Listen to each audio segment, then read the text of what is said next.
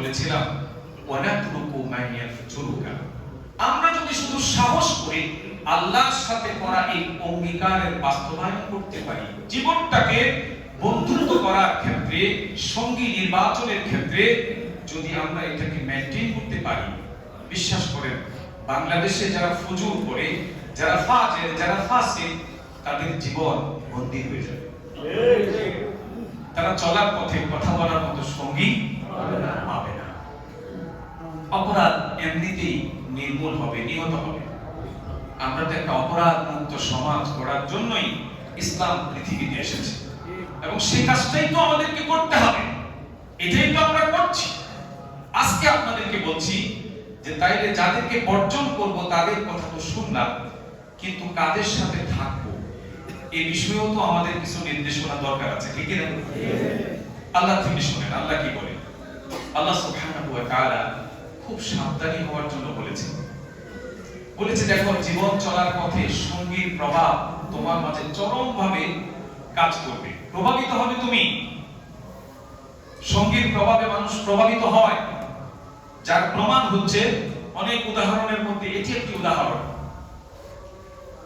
যে কোন বাঘের বাচ্চা জঙ্গলে জন্ম নেওয়ার পর যদি হরিণ পাল কিংবা সাগর পালের মাঝে হারিয়ে যায়, মা বাবাকে হারিয়ে ফেলছে, এখন সদ্য ভূমিষ্ঠ হওয়া সেই বাঘের ছানা, বাঘের বাচ্চা কোন বকরির পালের সাথে মিশে গেছে। তার সমবয়সী বকরির বাচ্চাদের সাথে মিশতে মিশতে সবাই বকরির দুধ খায়, বাঘের বাচ্চাটাও বকরির দুধ খেয়ে বড় হয়েছে। একটা স্টেজে দেখবেন এই বাঘের বাচ্চা শরীরে গতরে অনেক বড় হবে, তার গায়ে ডোরা ডোরা দাগ থাকবে, কিন্তু তার দৃষ্টিভঙ্গিতে ভাগ সুলভ আচরণটা হারিয়ে যাবে। কথা বলে ঠিক না? সে আফসোস করবে তার ছোট ভাই, বড় ভাই, এই বন্ধুদের শিং দেখে সে আফসোস করবে। সে বলবে, আল্লাহ, এ আমার ভাই বোনদের তুমি কত বড় বড় শিং দিছো, নিজেকে সেভ করার জন্য তুমি কত সুন্দর শিং দিছো, তাদের একজন আর একজনের উপর অ্যাটাক করতে আসলে তারা শিং দিয়ে সেভ করে নিজে। আমি কি অন্যায় করলাম, আমারে তুমি শিং দাও না?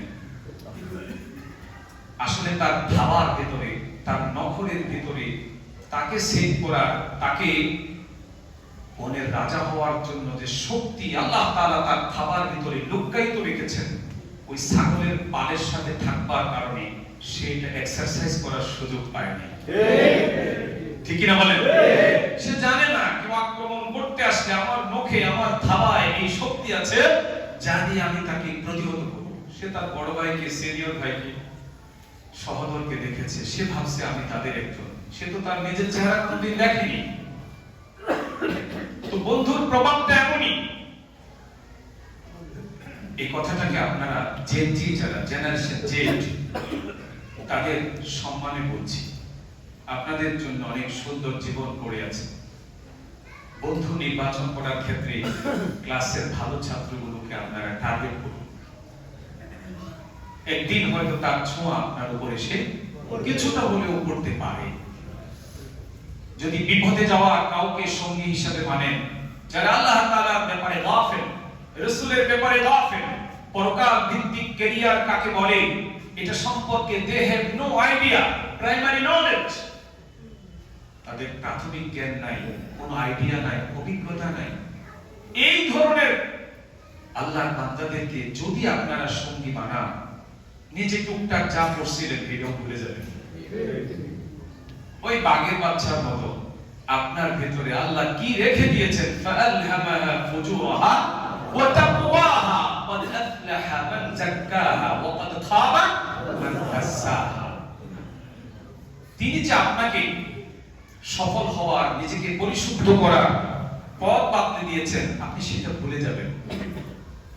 আপনি ক্ষণস্থায়ী দুনিয়ার লোভে পড়ে চারপাশের বন্ধুদের সাথে ঘাট ছড়া বাঁধতে গিয়ে আপনি নিজেকে এক সময় খোদাদ্রোহী হিসেবে আবিষ্কার করবেন, কিন্তু তখন আর সেখান থেকে বেরিয়ে আসার কোনো পথ থাকবে না। কি করবেন তখন? আফসোস করবেন। কেমনে আফসোস করবেন? কোরআন শরীফে এই কথাগুলো আছে না? আছে। সূরাতুল ফুরকানে আল্লাহ তাআলা বলেন, যেদিন প্রত্যেকটা মানুষ তার অসচেতনতার কারণে কারা তার মিছিলে শামিল হয়েছে, কার সাথে সে চলেছে, এই বিপদ যখন সে উপলব্ধি করতে পারবে, সেদিন সে আফসোস করবে আর হাত কামড়াবে। কি করবে? وَيَوْمَ يَعَضُّ الظَّالِمُ عَلَى يَدَيْهِ يَقُولُ يَا لَيْتَنِي اتَّخَذْتُ مَعَ الرَّسُولِ سَبِيلًا يَا وَيْلَتَى لَيْتَنِي لَمْ أَتَّخِذْ فُلَانًا خَلِيلًا। কার কথা? আল্লাহ। এটা আমার কথা নয়, সূরাতুল ফুরকানে আল্লাহ তাআলা বলেছেন এমন একটা সময় আসবে, সেই দিনের কথা, সেই সময়ের কথা এখনই মনে করো, কারণ সময় ফুরালে হবে না সাধন। কি হবে না? সাধন হবে না। সময় থাকতেই চিন্তা করো, যেদিন তুমি তোমার এই অসৎ বন্ধুদের পাল্লায় পড়ে, অসৎ বন্ধুদের মাঝে নিজেকে আবিষ্কার করে তুমি আফসোসে হাত কামড়াবা। আলা ইয়াদাইহি,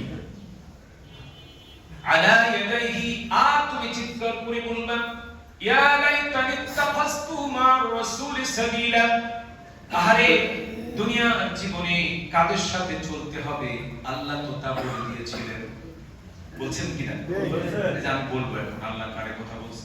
প্রত্যেকটা পেছনে রেফারেন্স থাকবে। কি থাকবে? রেফারেন্স থাকবে। আল্লাহ বলে দিয়েছে যাদের সাথে চলতে, যার সাথে চলতে, যার সাথে মিশতে, যাকে সমর্থন করতে, সেদিন বলবে কেন তার সাথে চলি নাই, কেন তাকে বন্ধু বানাই নাই। আরেকটা চিৎকার করে বলবে ইয়া ওয়াইলাতা লাইতানি লাম আত্তাখিজ ফুলানান খলিলা। আরে আফসোস, বুঝলাম তার সাথে চলি নাই, তাকে বন্ধু বানাতে পারি নাই, কিন্তু এই অপদার্থগুলো, খোদাদ্রোহীগুলোকে, ফাজিরকে, ফুসুককে, ফাসিককে, কাফিরকে, কুফরিকে কেন বন্ধু বানালাম? লাকাদ আদাল্লানি আনিজ যিকরি, লাকাদ আদাল্লানি আনিজ যিকরি বা'দা ইয জাআনি ওয়া কানা আশ-শাইতানু লিল ইনসানি খাযুলা। কোরআন শরীফের আয়াত বলে এদের সাথে থাকবার কারণে একমাত্র এরাই আমার রেশনালিটিকে হত্যা করেছে, অ্যানিমেলিটিকে জাগ্রত করে আমাকে এই অপরাধীদের মিছিলে শামিল করেছে। আল্লাহু আকবার বলবেন। আমরা কি সেই আক্ষেপ আর আফসোস করে হাত কামড়িয়ে নিজের হাত খাওয়ার জন্য প্রস্তুত হচ্ছি? না। এটা নিয়ে কজন মানুষ ওয়াজ করছে জীবনে মেম্বরে থেকে? যত ওয়াজ দাঁড়িয়ে হয়েছে, আপনার দাঁড়ির ব্যাপারে যত ওয়াজ হয়েছে, এর 1000 ভাগের 1 ভাগও তো সঙ্গী নির্বাচন করার ক্ষেত্রে কোরআনিক মানদণ্ড ব্যাখ্যা করা হয় নাই। কারণ এগুলো বলতে গেলে যারা ওই পাটপার ওগুলো গায়ে লাগে। কি রে কয়, তাহলে তো আমি একা হয়ে যাব, আমি একা হয়ে যাব, আমি একা হয়ে যাব। উনি কি বাস করছেন?